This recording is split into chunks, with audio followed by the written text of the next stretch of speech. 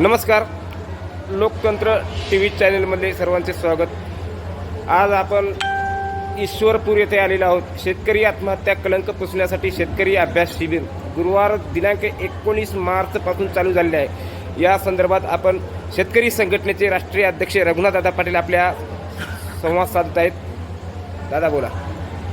आज आपण चौथा दिवस आहे आणि 19 तारखेला सुरुवात झाली.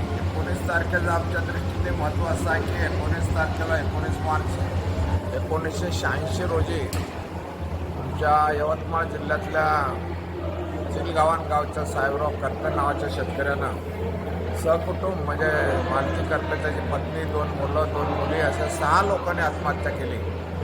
आणि या 6 लोकांनी आत्महत्या केली, स्टॅम्पवर लिहून केली.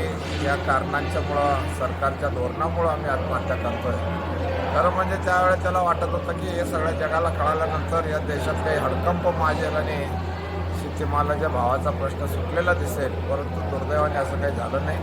आणि म्हणून आम्ही 40 वर्ष सातत्याने 19 मार्चला 1 दिवसाचं अन्नदात्यासाठी अन्नत्याग आंदोलन असं एक आंदोलन उभं केलेलं आहे. त्याला जोडूनच मग इतर मागण्याही आमच्या आहेत आणि त्यासाठी मग काल 20 तारखेला काही कार्यक्रम होता.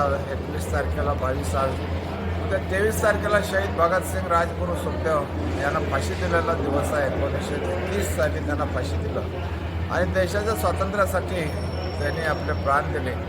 तेव्हा या 1930च्या या सगळ्या यांच्या शहीद दिवसापासून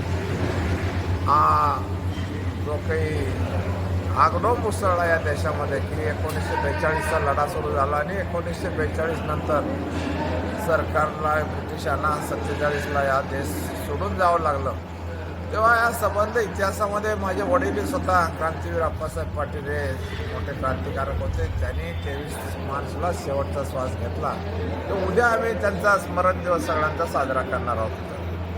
आता यामध्ये आत्महत्या जर थांबायची असतील तर शेतकऱ्यांना तंत्रज्ञानाचं स्वातंत्र्य मिळालं पाहिजे, त्याचबरोबर बाजाराचं स्वातंत्र्य मिळालं पाहिजे. आणि जे काही आम्हाला आमचा माल निर्यात करायला बंदी आहे, आम्हाला चांगलं तंत्रज्ञान वापरायला बंदी आहे, तर याच्यामुळे या शेतकरी आत्महत्या होते. तेव्हा शेतकऱ्यांच्या आत्महत्या थांबण्यासाठी दुसरं तिसरं करायचं काही कारण नाही आहे. त्याच्यामध्ये सरकारने फक्त आम्हाला बाजाराचं आणि तंत्रज्ञानाचं स्वातंत्र्य दिलं पाहिजे. आज जे काही गोवंश हत्याबंदीचा कायदा केला त्यामुळे शेतकऱ्यांना भाकड जनावरं विकणं अवघड झालेलं आहे. वन्य प्राणी संरक्षण कायदा केला, ते सगळं आमच्या पिकं उद्ध्वस्त करतायत, आमची जनावरं मारतायत, आमचे लहान लहान लेकरं मारतायत. तर या सगळ्या गोष्टी, हे सगळे कायदे मूळ भारतीय घटनेमध्ये डॉक्टर बाबासाहेब आंबेडकरांनी 26 जानेवारी 1950ला जी घटना दिली आणि आम्ही देशाने स्वीकारली, या घटनेमध्ये हे असले आचरट कायदे नव्हते.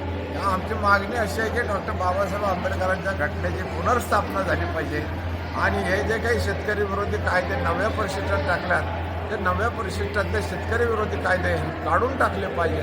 ही आमची प्रमुख भूमिका आहे की ज्यामुळं आम्हाला कोर्टातही जाता येत नाही.